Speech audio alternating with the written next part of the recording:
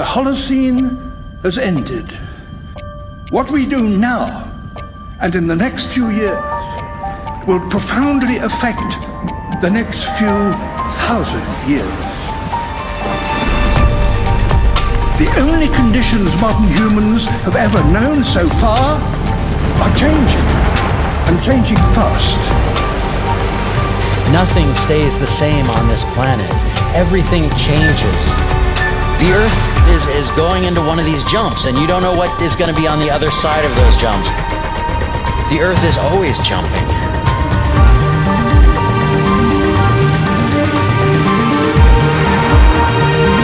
Things move on this planet.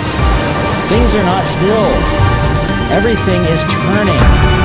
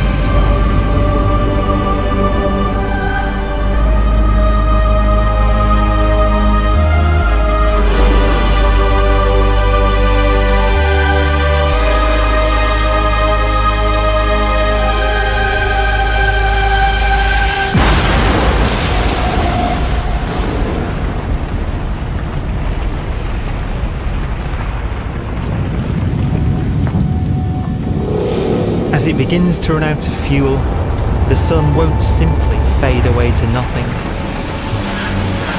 Its core will collapse, and the extra heat this generates will cause its outer layers to expand.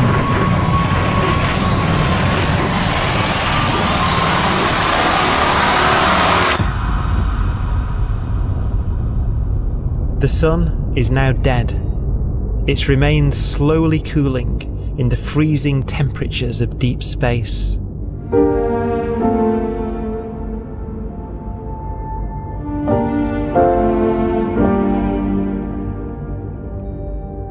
The fate of the sun is the same as for all stars.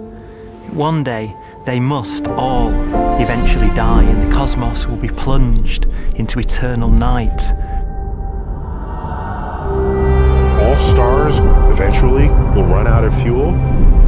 The temperature of the universe drops. The stars, one by one, in the night sky will turn off. And there'll be no more new stars created.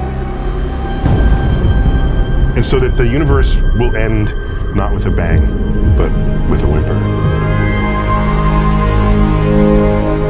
And not in fire, but in ice.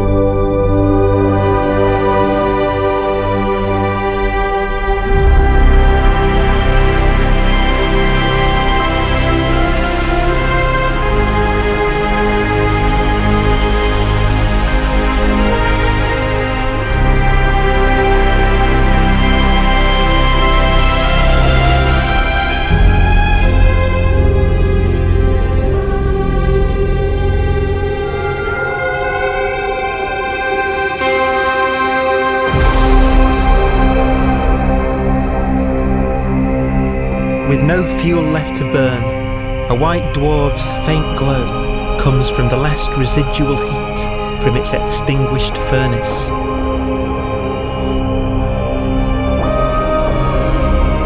Looking at it from where the Earth is now, it would only generate the same amount of light as the full moon on a clear night.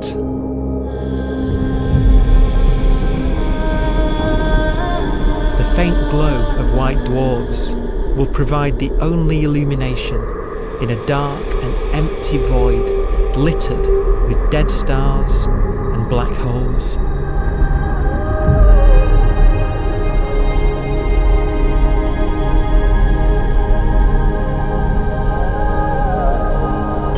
ways, it's kind of a ghost universe. It's the corpses, the zombie stars, that will take us into the future.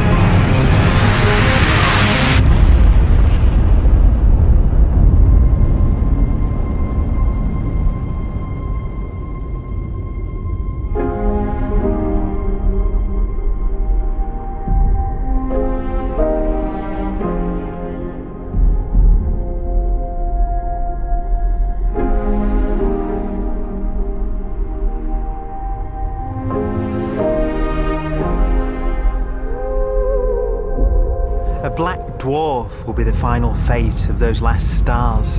White dwarfs that have become so cold that they barely emit any more heat or light.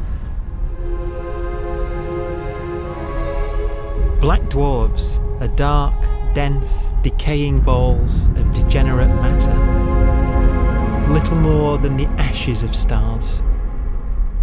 Their constituent atoms are so severely crushed that black dwarfs are 1,000,000 times denser than our sun.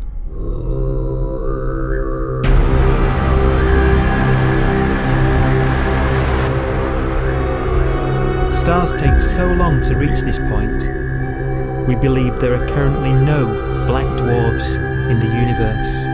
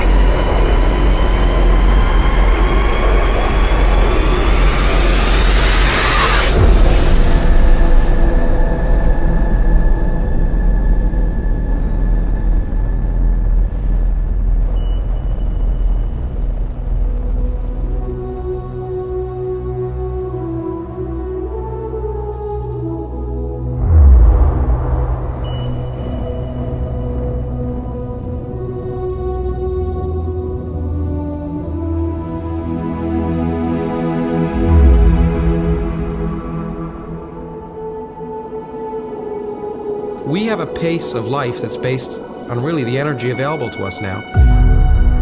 You could imagine living conscious systems which have a very different pace and therefore can extend out at least a lot farther than you'd imagine otherwise. You could have a living system where if it had a thought every 10 trillion years, that would seem normal. Even if our life dies out, one could imagine at some time arbitrarily far in the future, a fluctuation occurs which allows intelligent life to exist again for a little while. So you might have islands in time of intelligence.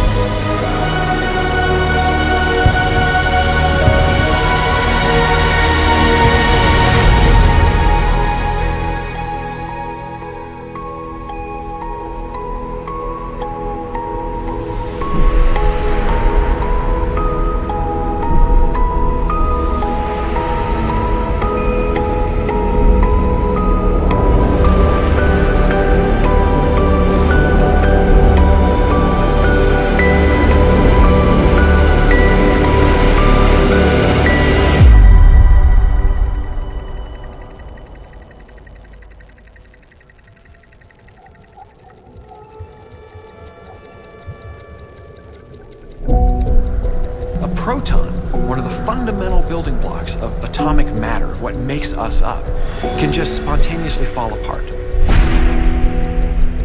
Any material that evades the pull of a black hole eventually dies away as its protons disintegrate.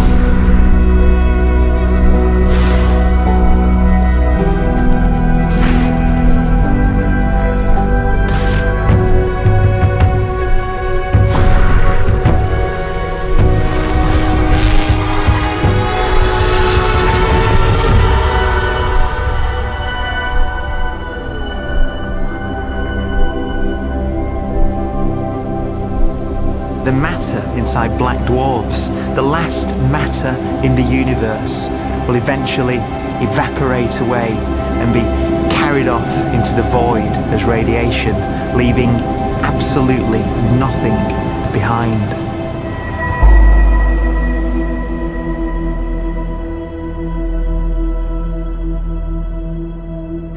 With the black dwarfs gone, there won't be a single atom of matter left. All that will remain of our once rich cosmos will be particles of light and black holes.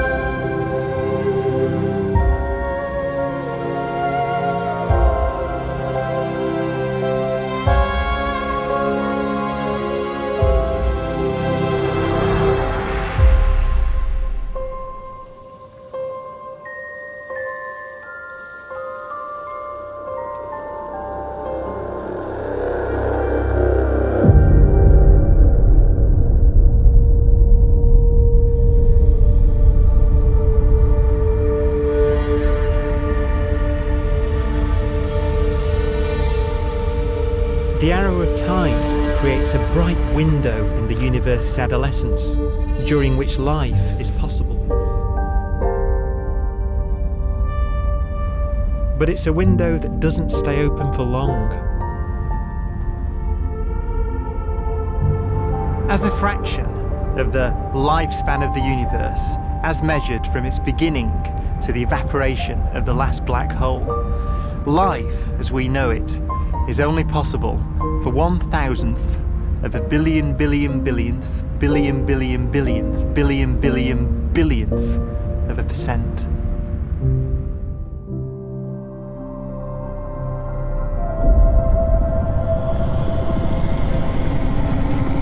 Black holes become the fundamental building block of the universe. A galaxy will basically be a supermassive black hole in a center with smaller black holes orbiting it. Zombie galaxies filled with black holes continue to evolve. They'll eat each other and they'll get bigger, and maybe they'll fall into the supermassive black hole and it'll get bigger. The universe will still be an exciting, dynamic place. It's just that the timescales you're talking about are now trillions of years instead of thousands or millions of years.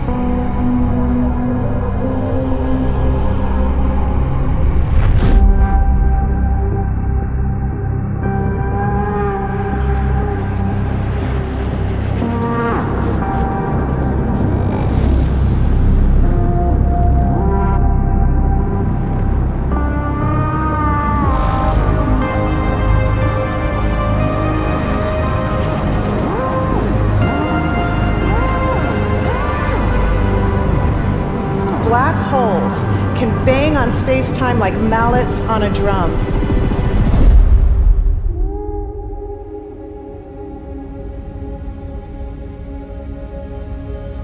And they have a very characteristic song.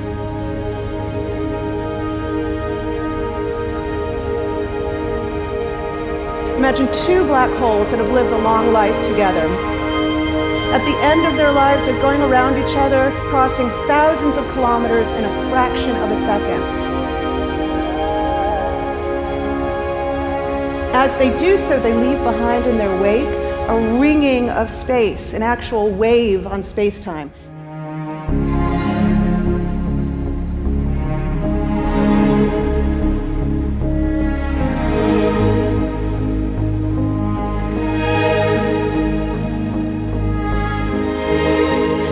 squeezes and stretches as it emanates out from these black holes banging on the universe.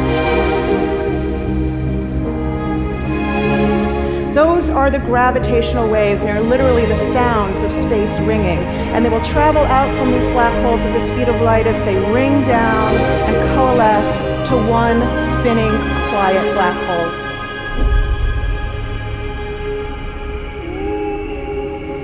If you were standing near enough, your ear would resonate with the squeezing and stretching of space. You would literally hear the sound.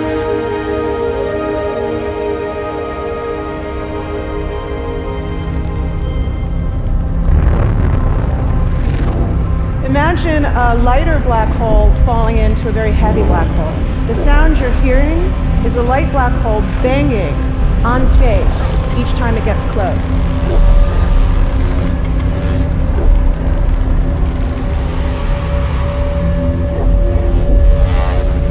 As it falls in, it gets faster and it gets louder.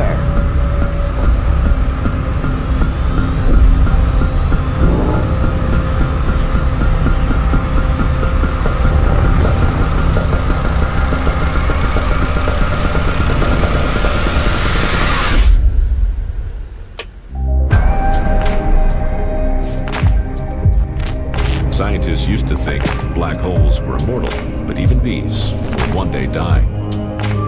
Now we're talking about timescales of unimaginable length, quadrillions of years into the future. On that timescale, even the black holes begin to evaporate.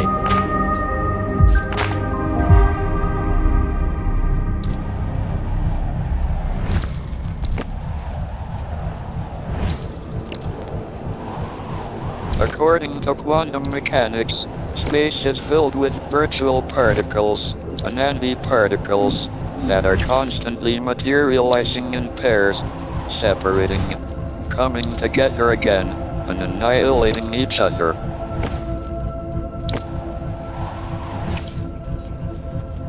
In the presence of a black hole, one member of a pair of virtual particles may fall into the hole, leaving the other member without a partner with which to annihilate.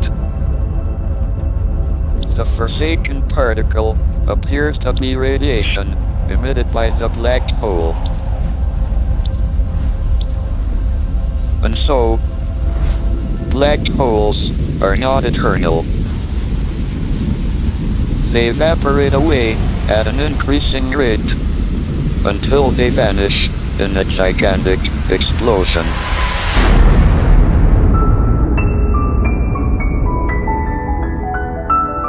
Quantum mechanics has allowed particles and radiation to escape from the ultimate prison, a black hole.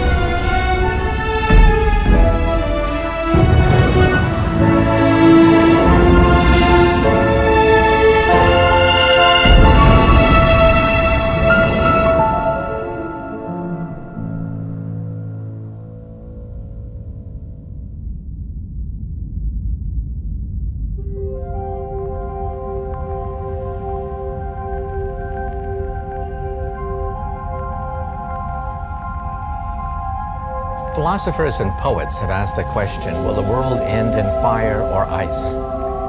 We can now give an answer. The latest evidence shows that the universe is not slowing down, but it's speeding up out of control. And the universe, we think, will die in ice. Trillions upon trillions of years from now. Empty space itself has energy. In every little cubic centimeter of space, whether or not there's stuff whether or not there's particles, matter, radiation, or whatever, there is still energy even in the space itself. And this energy, according to Einstein, exerts a push on the universe. What is the weird stuff that's accelerating the universe? We call it dark energy. And this stuff is the dominant stuff of the universe. Almost 3/4 of the matter-energy content of the universe is this dark energy. And we don't know what it is. Dark energy, unlike matter or radiation, does not dilute away as the universe expands. This has crucial implications for what the universe is going to do in the future. So what will be the future of the universe? Well, if the dark energy remains dominant and repulsive, the universe will expand forever.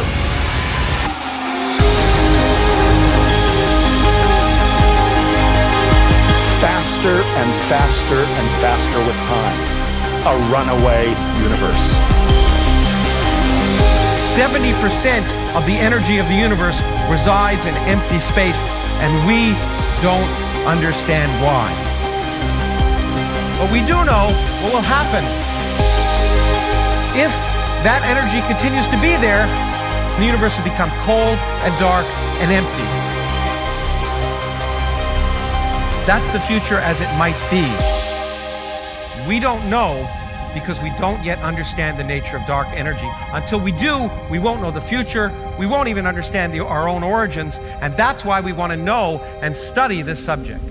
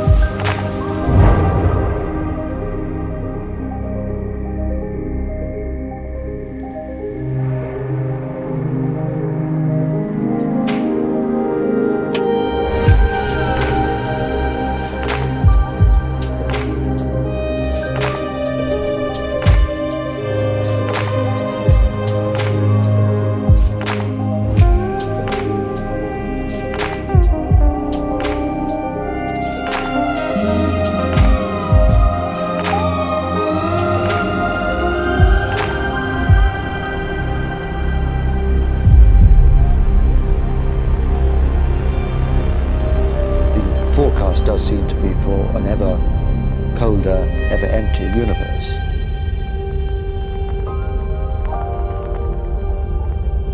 But then, of course, we have to ask, could that end lead to a new beginning?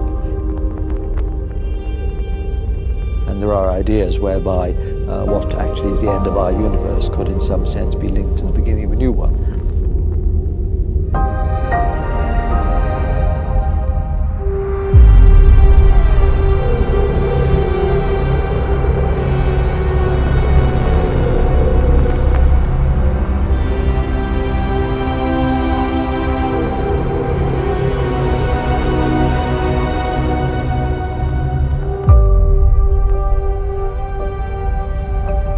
We've worked out the mathematics, the equations. They seem to say that if you have an atom smasher that can concentrate tremendous amounts of energy at a single point, you can perhaps open up a gateway, a baby universe.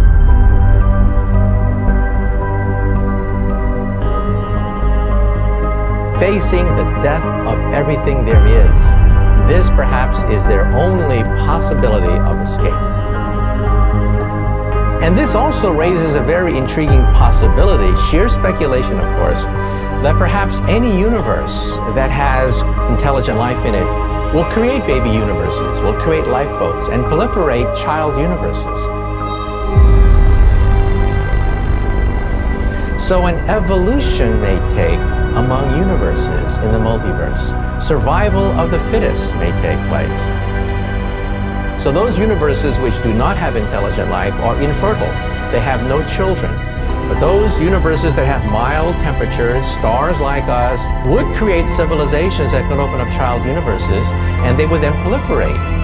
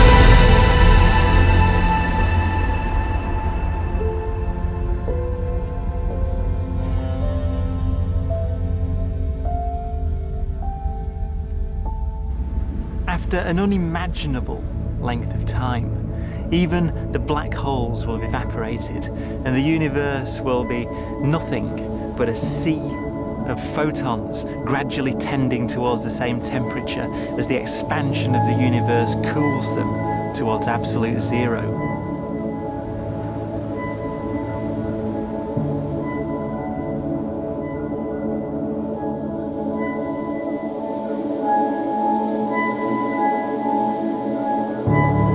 Once the very last remnants of the very last stars have finally decayed away to nothing, and everything reaches the same temperature, the story of the universe finally comes to an end.